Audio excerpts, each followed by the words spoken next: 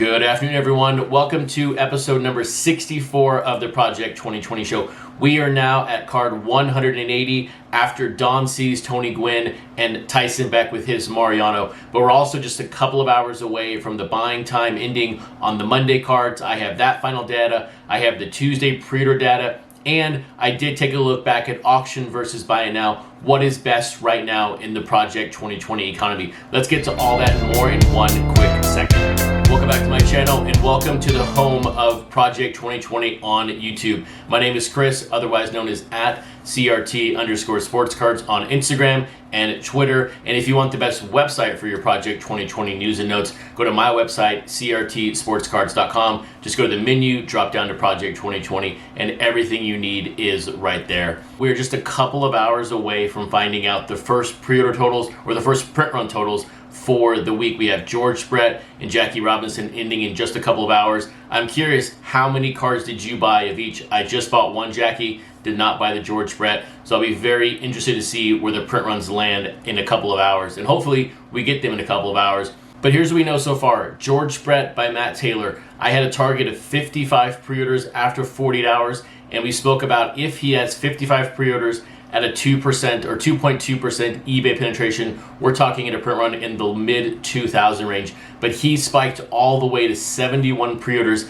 after 48 hours, doubling his number plus one. That leaves him at 71 pre-orders. And then on the Jackie Robinson, he came in on the dot at a target of 45 pre-orders. He came in at 45. So from a print run range, am I leaving them where they are? Absolutely. The thing that I have missed on the last two Matt Taylor cards, I have overshot them by a mile, it felt like. And so I'm leaving this range here on George Brett. 3.2, 3.4, 3.5 seems very low for George Brett, but we will see where it comes out. The good thing here is with 71 pre-orders and a 2.2% eBay penetration where Matt Taylor landed on his last two cards, he hits right there at 3.2. So we'll see. I still think 4.2 thousand on this card or any card today is a lot of cards, but we will find out here in a second. And then on Jackie Robinson with 45 pre-orders, I think this is as solid as we're going to get this week for a card in the 3,000 range. And both of these cards are going to again set the tone for the week. Last week was an all-star week, but the week before that, the Monday cards really set the tone for us. And I think these two cards, based on how the eBay penetration goes, is going to set the tone for us as we go forward throughout the rest of the week. And when you think about setting the tone, there is probably no other player out there who set the tone more consistently than Tony Gwynn, an 8-time batting champion, and that is exactly what I thought about when I saw this card, the wood background, the Louisville Slugger from Don C. It is my second favorite card of the day. Both cards are really good. And now before we get to Don C's showcase and Tony Gwynn's showcase, I did want to apologize for the two errors on the show yesterday. I purposely omitted the Griffey Shore because I was going to go back and talk about it and then I just forgot. And then on the Old Man Allen, the lowest printed card is actually Mariano, and we'll talk about that here in a second. But I guarantee you these showcases today for Tyson and Don C will be correct. So let's get to Don C right now. So this is Don C's 7th card in the set. Of course, he started really late. His first card wasn't until the 70s. And from the print run scale, his Frank Thomas crushes everyone else in this group. 41,362. Then his second highest printed card is the Griffey at 11,969. And we saw him most recently with his lowest printed card, 3484, the Bob Gibson basketball. And then taking a look at Tony Gwynn, this is Tony Gwynn's 9th card. We saw him most recently with the Ermsey, and then before that, the Gregory Sif. His highest printed card is the Mr. Padre from FDOT, which just arrived in our houses this week, 31,030.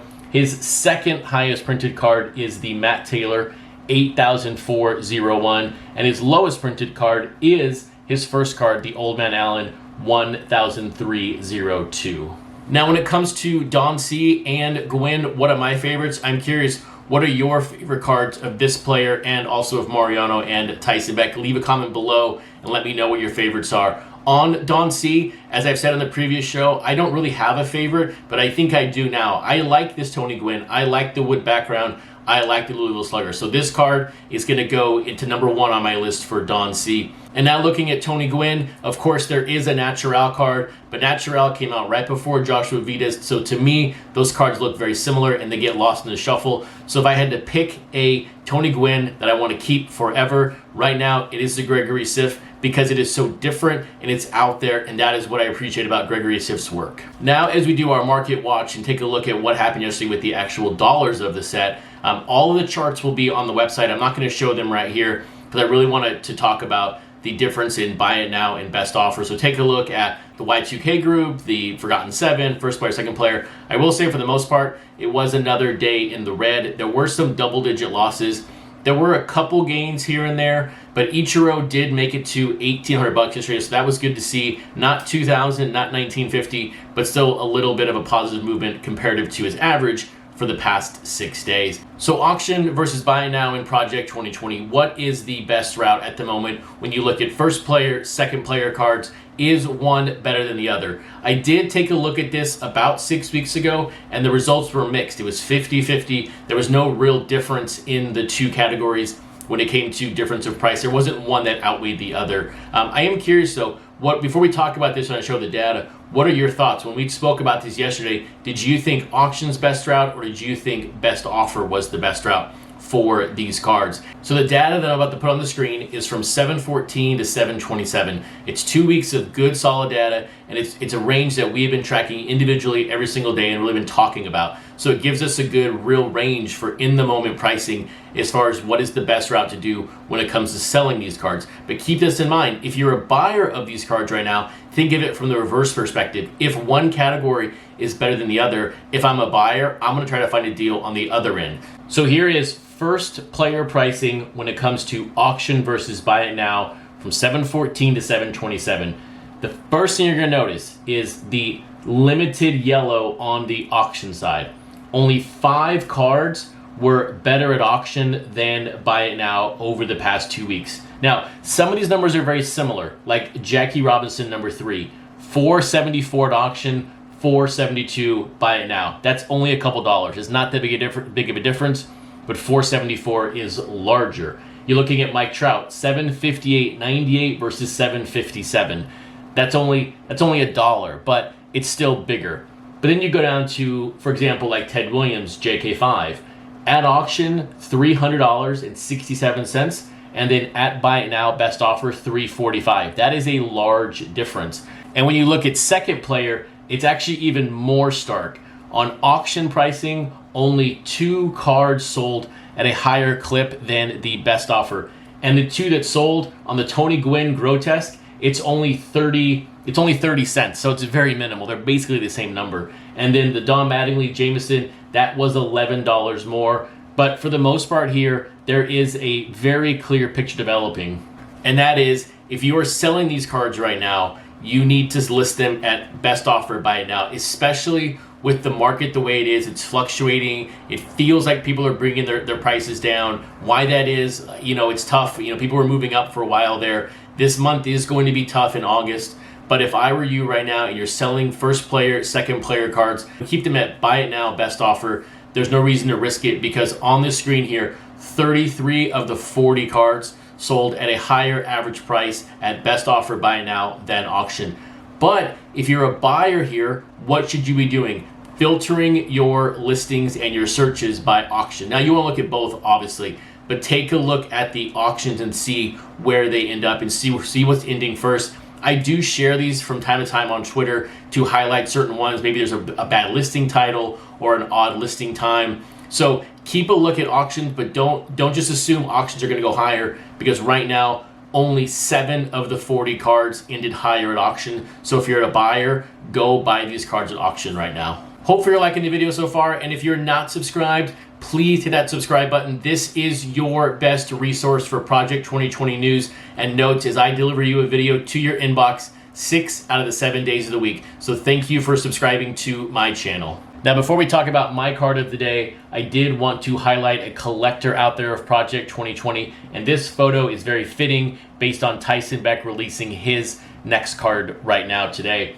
This comes to us from Jeff M, and this is a complete Tyson Beck collection with the lowest printed card out there in the set, the Dwight Gooden. So Jeff, thank you for this fantastic collection. It's great to see Tyson Beck's cards all together. And if you'd like to have your collection showcased on this show, please email me at chris@crtsportscards.com or reach out to me on Facebook, Twitter, or Instagram. So my favorite card of the day is going to be this Mariano by Tyson Beck. You guys know my affection for the Tyson Beck collection as it stands. I'll never have a complete set because of that Gooden, but this is another great card from Tyson Beck. And look, we can be honest, the Mariano card is very difficult to work with, but I think this is a great interpretation of the card. But let's take a look now at Tyson Beck's collection and then Mariano. So this is Tyson Beck's 10th card in the set, the third artist to reach double digits.